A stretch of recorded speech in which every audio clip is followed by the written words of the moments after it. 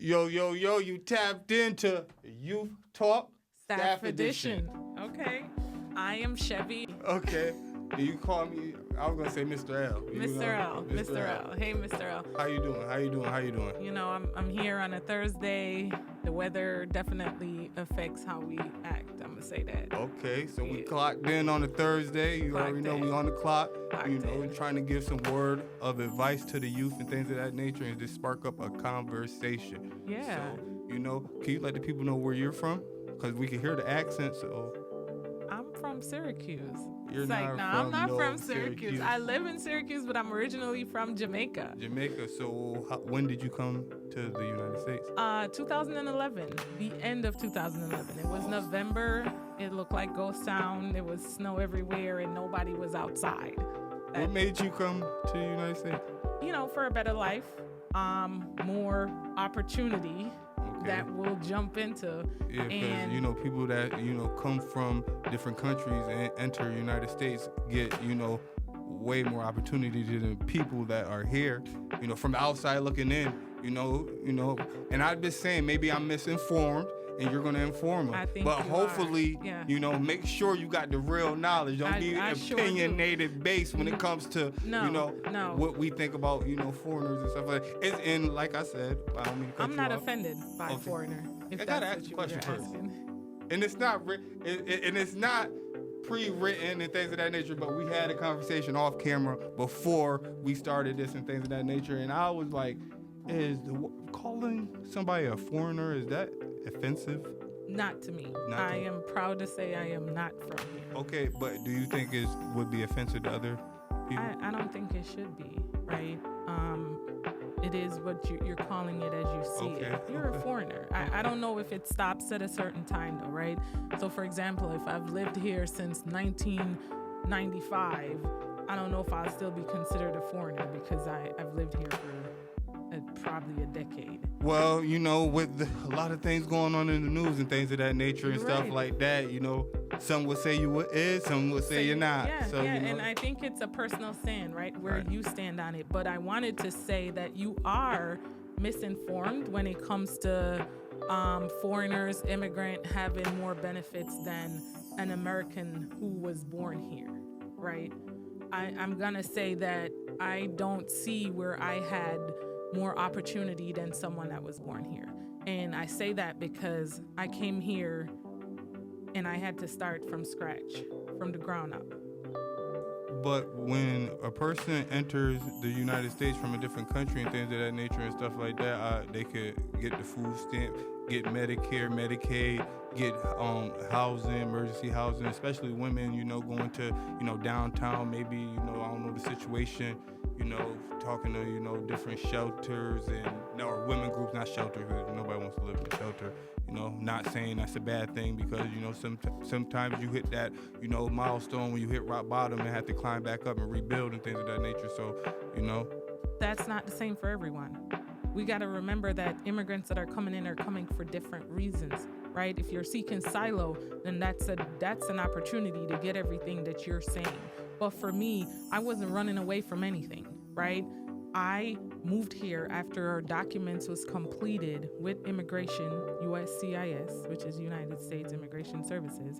When that was finished and everything was aligned documentation-wise, I was able to move here. I didn't come here to a house provided by the government, or I didn't get food stamps. Let me tell you, the only thing I did receive was insurance, and that because it was free of cost. Did you apply for food stamps?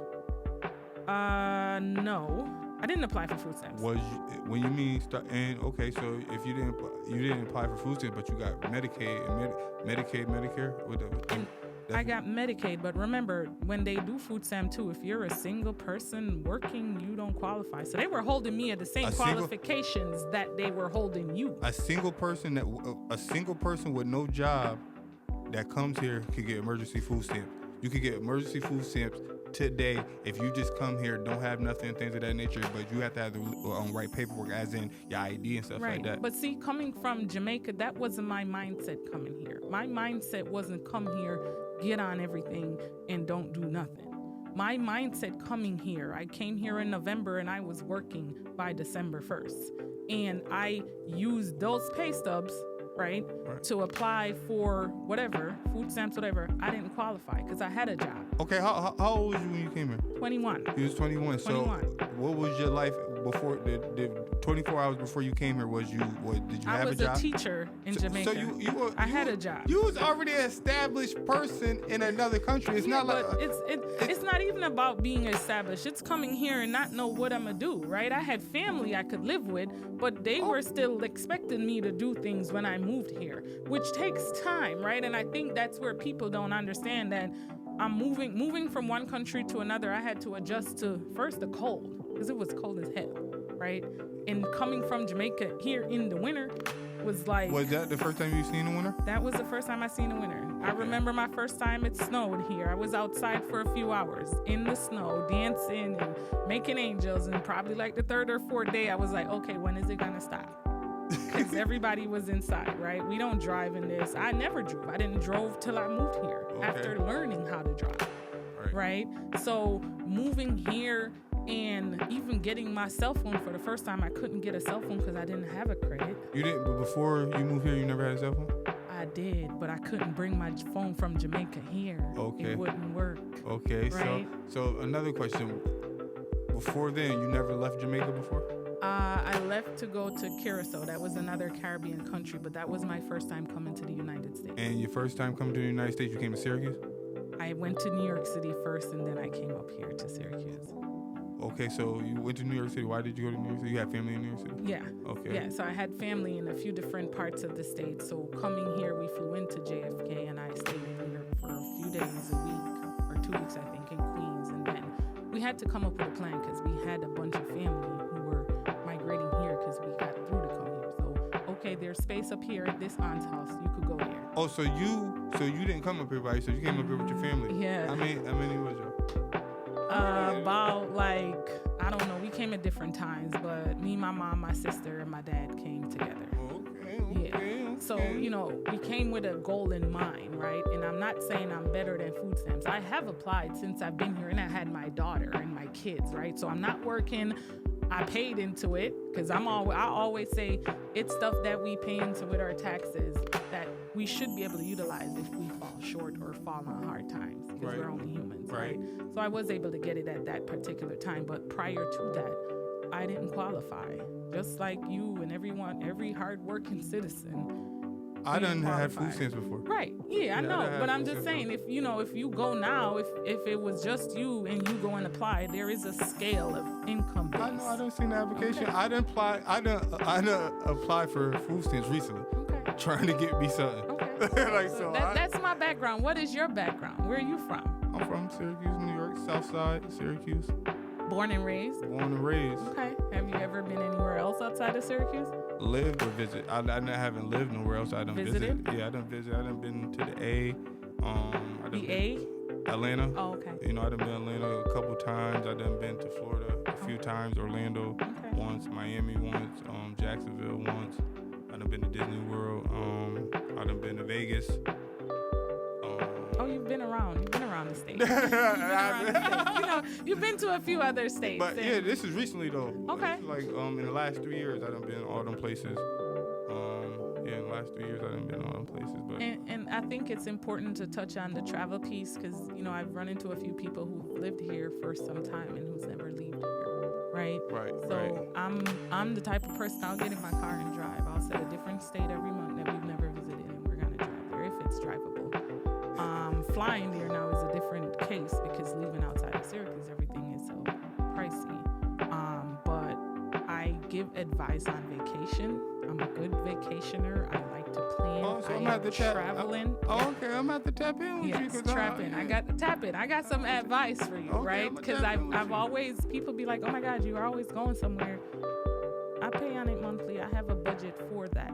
Right? Okay, want to keep the, want to be a role model and, lead by example. Yeah. So, language is, So I think, to touch on that piece of budgeting will tap into that financial freedom that we were discussing, right? It's not something that happens overnight. And I think I shared with you, are the artists, the popular, famous people, are they financially free? because they're still doing things to bring that money in. Financial freedom mean you don't stop grinding, stop hustling, stop doing what you need to do to bring that revenue in. That doesn't mean financial freedom, meaning that you do things on your time and things of that nature, that you're making money in your sleep, that you got multiple incomes coming in, things of that nature, that you can still help a few people and still do live your life and still save, at the same time. And that sounds like investment, right? A lot of people do invest. When Right. you say make money in your sleep, Right. that comes around to investment. But I remember moving here not having a credit, no idea what credit was, and had to build that from the ground up. When you mean that you didn't know what credit was, meaning that you didn't have none, or before you left Jamaica, you didn't know that credit was a thing? I didn't know that credit was a thing. But I also didn't have a credit, right? Yeah, that's about. In Jamaica, you go to the bank, you will get a bank card, which is a debit card, which is associated with the account that you put the money in. Right. So you only have the money to spend that's in your account. Right. Moving here, it was different. See, that's a form of secure credit, where you put your own money into these kind of accounts and on these cards and things of that nature and stuff like that, and you're showing that you are responsible enough to, spend your money and pay it. And then, once you go do that for 4 to 6 months, the bank will, tap in with you and let you get an unsecured credit card and things of that nature, let you get a line of credit, maybe a little loan. If you got a job and been working at your job for 6 months, you get an auto loan, things of that nature and stuff like that. So go ahead. What you supposed to say? No, I remember trying to get a phone with a phone service company. I couldn't get it in my name. I had to put it in my aunt's name, who I had to give money to make that payment. But I got my first credit card from Discover. Right. At $1,000 limit. See, if the thing is, you don't go get you one. If you don't have no credit or can't get it, you go to like a side cell phone store. Shout out to Sam's. Shout out to What you talking about? I got a Cricket right now. Okay, you got. But I love Cricket. I'm not tied to no contract. Well, I just okay. come and go as I please if I choose to stay. And that was the thing where Sprint, all of them, they were trying to put me on a contract. And I was like, so if I don't want to do this with y'all for 2 more years, I can't leave? Nah, I was like, all right, cool. I did it though because I had to, right? The first time after that contract ended, that was it. Right, but you could have did that if you knew about cricket when you first got here, and you didn't have to have your aunt in your business and things of that nature, and she probably taxed you a little couple pennies and stuff like that. I didn't, but the phone service and the contract also helped to build the credit. But so not your credit. No, my credit. On her line? After I was able to get my own line. Oh, yeah, when you get your own line. Yeah. That's a fact. So, shout out to Discover. This is not a commercial, but shout out to Discover. They gave me my first credit card. They trusted me with $1,000. Yeah, shout out. We need some sponsorship. So okay. we're gonna give a free couple shout outs to, these large companies with these millions of dollars and things of that nature that's supplying our communities that, we really don't be seeing and stuff like that. So, we're gonna shout them out, and hopefully on the back end, they give us, if we gotta make sure we popping and things of that nature. Make sure sponsorship, right? But we gotta make sure make sure this conversation is always a vibe and things of that nature. And I like think that's something we need to teach the youth, and we're working on teaching them, is how to build a line of credit, right? How to build that to help with that financial freedom and financial stability that we are now enduring, right? Things that we had to deal with. Building that credit, we need to teach them how to move around that or how to navigate that, right? What age do you feel like you start teaching the youth that? What age do you feel like is it not an age, it's more as in how you see a person grow and mature? I think it can be both, right? Okay. I think if they're asking for money and they want to spend money, then I think they need to know about money at that point. That's There's Cash App gives debit card, Venmo gives debit card, so that's helping them to have a card and know how to use it, right? And for me, if they can open a bank account, then we should be teaching them these things. And it's something that you don't learn in school, but as parents and as mentors to the youths, we should be talking about your credit. Do you know your social security number, right? Do you know your social security number? Do you know what the social security number is for? And when do you put that social security number on a piece of paper, right? So just helping them to get that idea and understanding around why we have social security number and when you use it, it will help them. Because as much as we want financial stability, I know people that say they don't have credit cards, but they could use a few, right? Right. And it's about training yourself to not overspend on that credit card. Right. Knowing that this is money they're giving me, but it ain't mine. Right. Because they want it back. Right. That's a fact. And they're gonna tax you for a little interest and things of that nature and stuff like that, just so get their penny. Yeah. And that's how they make their money. First of all, let me stop right here and shout out CCA Center for Community Alternatives. That's where we at with it. That is a nonprofit organization that we work for. And we work with the youth and things of that nature and stuff like that. Me, I do the VP. I'm the Violent Prevention Specialist. Shout out to y'all. Yes, thank you. Shout out Miss Jack, Kimba, all the whole team. Jess, I see you, girl. You already know. Kayla, Sean. I gotta shout out my people. I hear you. I'm the Kara. project director for the recovery services. So over here, we do have youth program. We have youth music studio podcasting sessions that we're on right now, but adult staff edition. And we have different topics that we touch in daily sessions for the youth and for the adults. So if you are in recovery from substance use, or you were recently incarcerated and are released and are looking for somewhere to go, this is the place to be. We are called Center for Community Alternatives. We are down here on Jefferson Street. If you are a youth 13 to 17 years old who are in, you're experiencing incarceration from a family member or a parent being incarcerated, or you identify as someone with substance use issue, this is the place to be. We are open Monday through Friday, on Fridays 9 to 1, and we have a great session going on here. We will bring up great topics. We'll have a youth doing a few podcasts as well. Yeah. Right. And one quick thing, she shout out the Recovery Center, and she also shouted out the re-entry. For you people that's coming home and things of that nature, and did y'all time and things of that nature and stuff like that, held it down, clean slate, want a fresh start. Don't come home asking your people for money. Come to these kind of organizations, come to these kind of programs, and get the help that they can help you with. They can help you get a cell phone, help you get hygiene products, help you get room and board and things of that nature and stuff like that. Help you get stipends, jobs and trainings and stuff like that. Y'all be coming home and expecting things from people that don't have it. That's struggling. It's hard out here. That life, it's hard out here. They probably, when you went in, they probably didn't have no kids. Now they got 3 kids and things of that nature. They got a house, car, and stuff like that. Always got to work 2 jobs and stuff like that. Robbing Peter to pay Paul. They don't got it to give y'all. Don't be thinking that people, I don't mean to cut you off, but I got to get this out there. Don't be thinking that we got it. Nah, we ain't on the same, most of us ain't on that same time. Y'all done did 7 years, 8 years. Some of y'all done did 10, some of y'all did 5.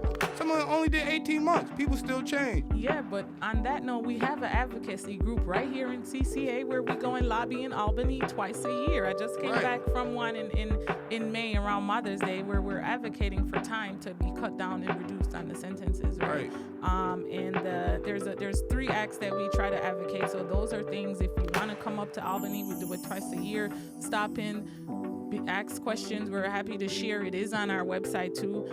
So for what Lenny no, Mr. L Mr. L is saying, it's true, right? But it's also like, who else do you have to turn to? Your family, right? But ask the family for help to get you to connect with these resources. Exactly. Because I think the biggest part is people don't know what's out there. Yeah, but in this day and age and stuff like that, there's a lot of technology in them prisons and stuff like that. People be coming in, people be getting their college education and stuff like that. So don't be coming out here thinking that word to me with your hand out and stuff like that. And if you do owe somebody that's coming home, pay that, man. So I'm not saying don't. They can't pay them with what they don't have. Have something, something. Or to me, half what's in your pocket, couple shoes, an outfit, things of that nature. Cook a good dinner. There's other things that you can help with, So don't be, and if you do got it, help that brother out. If you do got it though. One hand washes the other, right? We're our sister's keepers, we're our brother's keepers. Don't be acting like you broke when that man come home. Don't act like you broke. You wrong for that. Don't do that. Help that man out. This is the CCA Edition podcast. No, staff edition. This is the youth.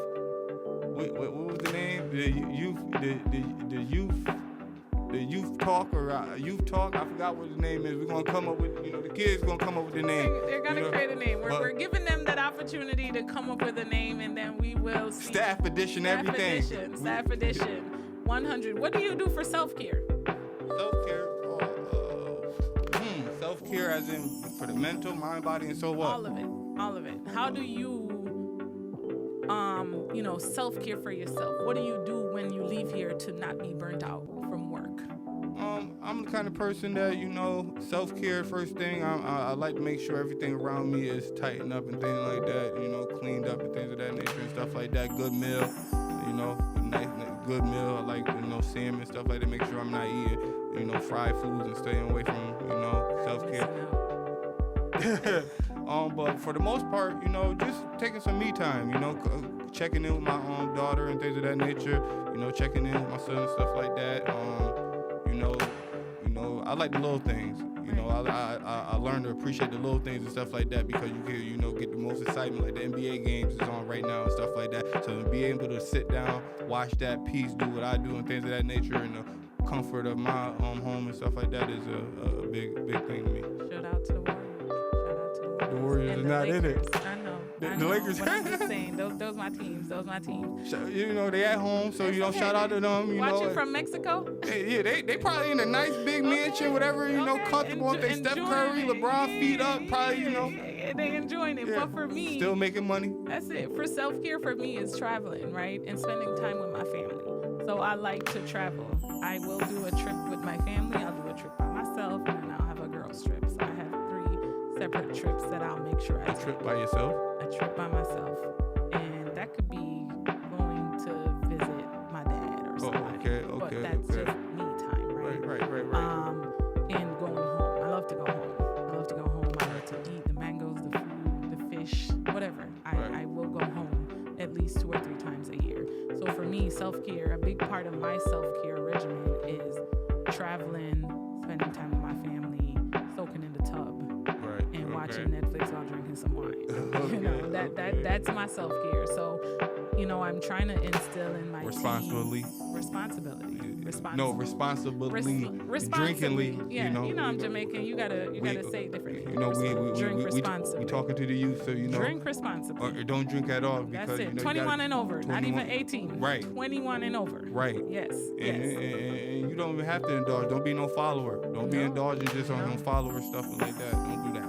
So when I'm trying, I am a team leader and a team supporter, right? So I'm always like, take time off if you need to. Right. And again, that's where me informing and encouraging people and showing them how to take this cruise that they've never been on because they just can't afford it, right? How to take this trip to wherever because you can't afford it. One of the places that I've been to that was on my dream list is Europe. I went back in 2022 to France, Milan, Italy, and Greece, Santorini, Greece. That was big for me because that was on my bucket list. Living in Jamaica, I want to go to Europe, not knowing how I was going to get there, but I came here and I made it happen. So let me ask you a question. When you go to these places and stuff like that, are you a person, I don't know how Jamaica's set up and stuff like that, but where I'm from the United States and where I come from and things of that nature, when people go visit these other places, the first thing is, bring me through the hood. Oh, absolutely not. I don't do that. I go everywhere. 100% with you. Yeah, I'm not. You don't do it. I don't ask them to bring me anywhere. I go where I want to go. But you the kind of person you want to see the hood, how they living in the hood and things like that? I want to see everything. Oh, that's not me. No, I want to see everything, but I'm not saying I'm gonna go because when you travel these places, you only got a few hours to do the things that you want to do. Right. My biggest thing was when I went to Paris and we were driving. I was disappointed, and I wasn't even in the hood, right? I was just driving on the highway, going to our hotel, and the walls were just filled with graffiti, like everywhere. I was like, oh my God, this is not what I see in the movie.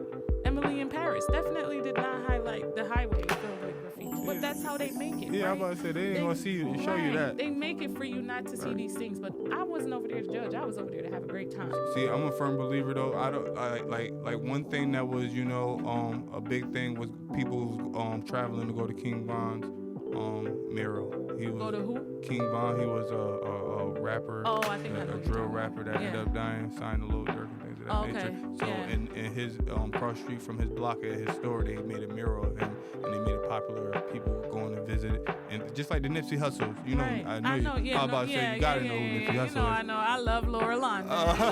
Laura London. Yeah, but I know So, what you're talking about. like, same thing with Nipsey Hussle. You know, they made a mural in his hood and things of that nature and stuff like that. I wouldn't be pressed to go to those kind of areas and stuff like that. That's not my thing and stuff like that. When I go out of town and things of that nature, I'm a citizen. I don't want to know about I'm no a street. visitor. Yeah, I don't want to know about no street politics. I don't want to know about nothing. I'm here to go point A to point B. I want to go where the best security is at. I don't want to go where no violent thing. I'm a tourist when I go to this place. Exactly. And treat me as such. Right. I don't care to know about the thing. Right. What you said though, but the only place I would want to go is where Kobe Bryant. I would go. That one was different, right? That's different. That one was different. I definitely want to see that. Yeah, that's not in no hood. Like, I think Nipsey Hussle's one is in his hood and his Marathon thing, and in his store, and I know for a fact King Von's was, but I think they redid it and stuff like that. And as a violence prevention coach, I wouldn't expect you to want it, right? Because you're trying to teach about preventing violence. Yeah, we do intervention and prevention over here at CCA. Yeah. You know, if you have any kids that want to pull up and take a class, we have we got a workshop, a violent prevention workshop, and we have a training. We do a 10-week training, and you get a stipend after, get a certificate and stuff like that, and that helps you, in your journey of going to being positive, staying out the way, stuff like that, and it helps you. The tools that we teach you help you with the things and stuff like that. But yeah, I when I went to Europe, I was just more focused on eating, sightseeing, and shopping. And that I did. Santorini was beautiful. The whole place was beautiful. So doing the work that you do and things of that nature, and you say you love traveling, what do you think is a place that you would want the youth to experience? As a learning, as a new breath of fresh air, seeing new things and things of that nature and stuff like that, what place would you recommend? So I think for me, I'm starting off small, right? Starting off here in Syracuse, getting them to some of the things and services and programs we have in Syracuse before we go outside of Syracuse. So I have an idea of hoping to get them to a radio station where they can see how it's done, going on the air, off the air, maybe even sit down and do an interview with the host. Okay. Right? So that's a vision for me. As far as the adult side, I'm hoping we could go to New York City to watch a Broadway show, right? I think experience teaches wisdom, and when we are doing these things with them and showing them that there is life outside of the things that you're dealing with, right? Then it will more motivate them and encourage them to want to be present, to be here, and set goals for their self that they can achieve. Right. And I like that because there's a difference between a short-term goal and a goal. So, like you said, you want to start off small. So I'm gonna go way back and things of that nature. What got you into this field of working with these kind of kids? Before I say what kind of kid, what kind of work do you do? So I am a project director here for Recovery Services. I understand. For the Oasis Recovery Services. Before coming into this role, I was in housing. I've always been a part of homeless mental health era and field, but there was just something I think that was missing when it comes to mental health and homelessness. Okay. And I think me being here, I'm trying to bridge that gap, right? Because it's an all-around thing. From mental health, come homelessness, come recovery. It's a circle that we're not necessarily on the circling path. We're just taking bits and pieces and doing what we can. But each of these programs and problems have guidelines and protocols from the funders that we do have to follow, right? Okay. So regardless of how we feel about people being homeless and putting them in an apartment and them destroying the apartment, the motto is housing first. So there's nothing that we could do to change that We can't. HUD says housing first. So now coming here to the recovery side, I'm trying to take a different approach, right? Okay, you're in recovery, you're doing these things. What's working for you? What's not working for you? And what do you need? What are your goals? So I want to get in an apartment. I want to go into treatment. I want to do these things. So that is where building the bridge to these services, these wraparound services that we have, that they don't know, they're not educated enough to know. Okay, I could go to the shelter at Salvation Army, Catholic Charities, Helio Health, and get into an apartment with these other agencies that will help me to afford these apartments while I still work on my recovery and going into treatment. Right? That's the thing where I'm like, okay, let me come over on this side to see how I can help to guide them into these other services that are in. Okay. I am finishing up my CASAC with Oasis, and I'm, getting my certification, finishing up everything that I need to help me to be knowledgeable and informed about what is out there for our participants that they don't know how to tap into. So I could tap into it and bring it here for them. So, okay, yeah. So I appreciate you, doing that. So when it first comes to recovery, you do recovery with youth and adults. I do, yep. Okay, and when you mean recovery from drugs and... Drugs, alcohol, incarceration. Okay. The list. Recovery is broad. It could be gambling as well. Okay, so it's yeah. more than recovery than Right. just recovering from drugs and alcohol and Right. stuff like that. They Right. also service, other habits and other vices that people have out there that's trying to get it under control. Absolutely. So tap into CCA. We have the one-stop shop. We have reentry, we have advocacy, we have recovery, and we have reintegration, Right. violence prevention. We have housing too. We have Freedom Commons. We have all that things going on out there. So I think it's a wraparound service that we have that we could provide, and we need to get the word out there so people can start looking in for that one spot. Definitely. So that's part 1 of Youth Talk Staff Edition with your host, Mr. L and DP. DP. Definitely tap into us, man. We're going to be having other episodes, and look out for the youth, coming with their content and things of that nature, and we're going to go up. So we're looking for the sponsor, we're looking for the support, we're looking for everybody to, tap in with us. Shout out to our music engineer, Austin, for hooking us up to this, okay? Thank you, Austin. He's behind the scenes. Behind the scenes. Handling, doing what he do. Yep. So. It wouldn't be possible without Austin help and support and navigating some of these, because I'm sitting here looking at all these colors and it just looks colorful. But thanks, Austin, and thank you, Mr. L. And shout out to my shout out to my platform Preference Network. You can tap in on the YouTube channel, and I'm also on Instagram and TikTok and all that. So tap in, to get other content and stuff like that. Talk about other conversation and just word of wisdom that I'll be trying to put out and stuff like that. Stream us on Apple Music, Spotify, and YouTube. We're getting out there. So. And we coming full force, man. We coming full force. CCA, Youth Talk, Juice. Staff Edition. Staff Edition, all that. And I appreciate it. And we out of here. Out of here.